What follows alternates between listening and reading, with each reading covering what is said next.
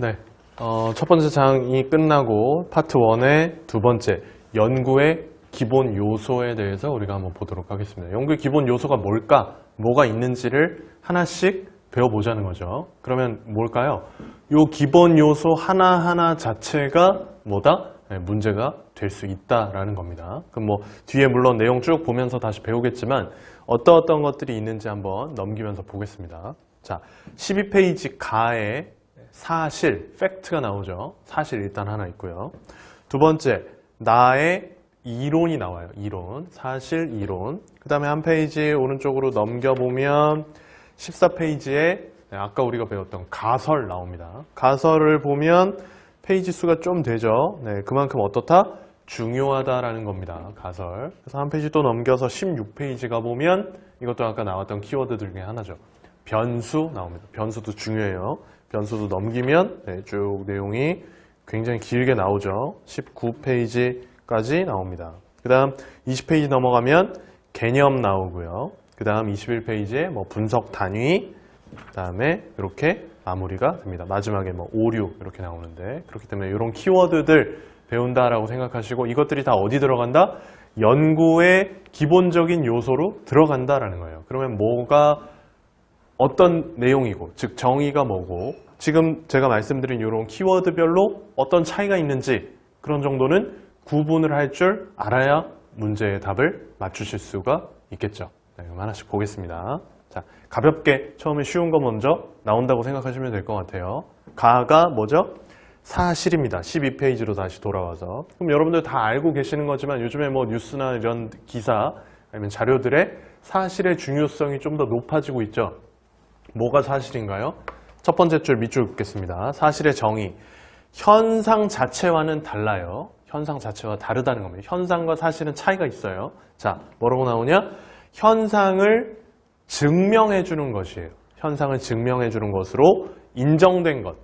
현상을 증명하는 것으로 인정된 것이고, 또 우리 감각기관에 의해서 눈, 코, 뭐 입, 손 이런 것에 의해서 인지된 것으로 개념 간의 관계나 구조적인 어떤 논리적인 결합으로 나타내는 것이 사실이라는 겁니다. 즉 여기서 구분 여러분들이 명확하게 하셔야 되는 것은 현상 자체가 사실이다? 이건 아니라는 거예요. 현상을 증명해 주는 것으로 인정을 받아야 사실이 된다라는 겁니다. 그리고 두 번째 동그라미 2번도 중요하겠죠. 사실은 뭐의 증거다? 이론의 증거가 됩니다. 그래서 이론을 재규정하거나 기존 이론을 명확하게 하는데 그 바탕에 사실, 팩트가 쓰인다라고 생각하시면 좋을 것 같아요. 그 다음에 사실의 의로 들어가면, 자, 동그라미 1번 볼까요? 사실은 실제로 있었던 일이라는 점에서 뭐 환상이나 허위 같은 단어와 구분을 할 수가 있고요. 뭐 여러분들 당연히 아시겠죠? 그 다음에 그 자체로 의도를 갖고 있지 않기 때문에 이것을 사실을 뭐와 등가로 본다는 거죠. 진실, true라고 믿을 수 있다라는 겁니다. 그렇기 때문에 우리가 사실이 이론의 증거로 대우를 받을 수 있다라고 여러분들이 생각하시면 좋을 것 같아요. 실제로 있었던 일이나 특정 관점에서 의미 있는 사건을 통상적으로 얘기를 하고, 여기서 우리가 의미하는 과학적 사실은 현상이나 실험이나 이런 것들로 증명할 수 있는 사건을 우리가 사실이라고 봅니다. 그래서 증명 가능해야 된다는 거는 누가 해보고 이 사람이 또 했을 때 동일하게 나와야 된다라는 거죠. 그래서 첫 번째 사실이 있고요. 그 다음에 사실에 뭐가 증거가 된다 그랬죠? 이론의 증거가 된다 그랬잖아요. 그럼 두 번째로 뭐가 나온다?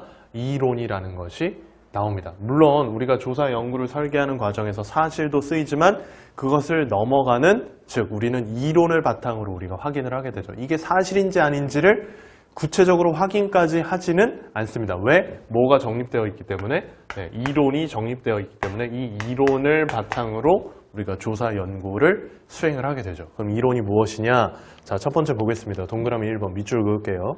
검증 가능한 2개 이상의 가설이나 명제의 관계를 설명하는 논리적인 체계가 이론이다. 즉 가설이나 명제 하나만으로 이론이 되지는 않습니다. 그것들 여러 가지가 모여서 관계가 나타나거나 어떤 논리적인 체계를 갖추고 있다면 그것이 이론으로서 정립이 될 수 있다라고 여러분들이 생각하시면 좋을 것 같습니다. 동그라미 2번도 볼게요. 사실과 사실 간의 관계에 대해서 논리적인 연관성을 부여한다. 자, 논리, 체계 이런 것들이 계속 들어가고 있죠. 무엇에? 이론에. 그러니까 이론이라는 것은 딱 우리가 뭐 건물이나 어떤 물건을 만드는 것처럼 체계적이고 논리적으로 잘 규정되어 있는 것이다 라고 생각하시면 좋을 것 같아요. 그 밑바탕에 뭐가 깔려있다? 사실이라는 것이 증거, 기반이 된다라는 거죠.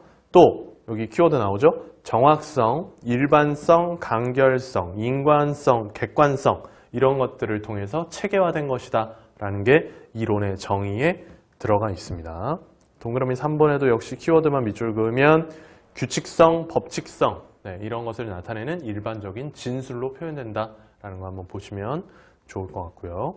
그 다음에 동그라미 4번도 보면 이것도 앞에서 우리가 봤던 내용이 또 포함되어 있죠.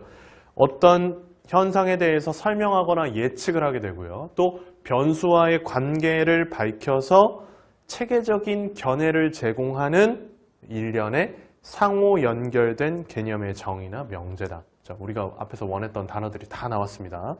설명, 예측, 변수의 관계를 정리한다. 이런 것들이 다 포함되어 있기 때문에 이론에 그런 게 다 들어가 있다라고 생각하시면 좋을 것 같아요. 그 다음에 동그라미 5번에는 밑줄 그으면 검증 가능하고 논리적으로 상호 연결, 일련의 관계다라고 되어 있고요. 일반성을 포함하고 체계적으로 연관성을 가진 진술이다. 이런 것들도 나와 있습니다. 자, 이런 것들이 다 이론의 정의에 해당이 되는 거예요. 1번부터 뭐 7번까지. 근데 어떤 내용으로 표현될지는 우리가 예측할 수 없어요. 문제에 이렇게 다양한 형태로 표현이 되기 때문에 이걸 보고 우리가 이것이 사실인가? 아닌데? 이론인가? 아니면 뭐 변수인가? 가설인가? 이런 걸 여러분들이 구분하실 수 있으면 충분하다라는 겁니다. 그리고 6번, 함축적이고 연역 가능성이 있는 관계에 대해서 구조화된 것이고, 그 다음에 변수들 간의 관계에 대한 확률적 진술, 즉 가설을 도출해서 이론을 검증하게 된다라는 거죠. 네, 이렇게 보시면 좋을 것 같고요. 한 페이지 넘겨서 13페이지 들어가 볼까요?